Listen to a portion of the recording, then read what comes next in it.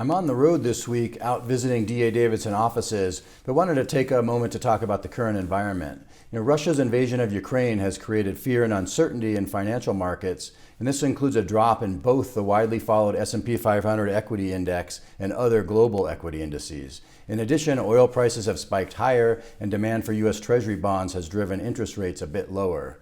The human toll of war is always the most tragic, and our hearts go out to the Ukrainian people. And we are not experts on Eastern European geopolitics, and we will not attempt to predict the outcome of this one, but we have looked at other periods of geopolitical, financial, or healthcare crisis to see how the S&P 500 reacted. We looked at 22 events starting in 1979 with the Iran hostage crisis, and then a few others included the 9/11 2001 World Trade Center attack, the collapse of Lehman Brothers in 2008, and even the 2020 COVID-19 shutdown. Our data showed that of those 22 events, the price of the S&P 500 declined an average of 3% over a 2 to 4 week initial period around the event, but after 6 months, the average index gain was 3.7% from that shock event, and after 12 months, the S&P 500 was 12.7% higher on average.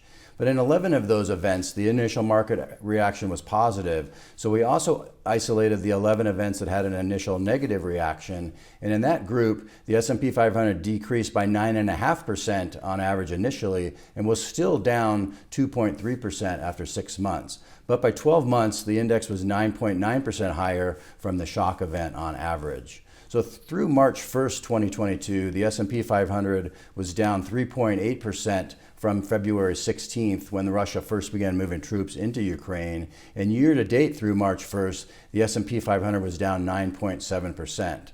Our analysis doesn't predict what will happen to equity markets from the current conflict, but historical data tells us that on average, markets recover from geopolitical and other shocks within 12 months and often quicker. Our message today is still to stay the course. We still see modest equity gains for the year. Diversification, of course, across sectors is important to help minimize risk. For specific recommendations and strategies, please contact your DA Davidson financial professional.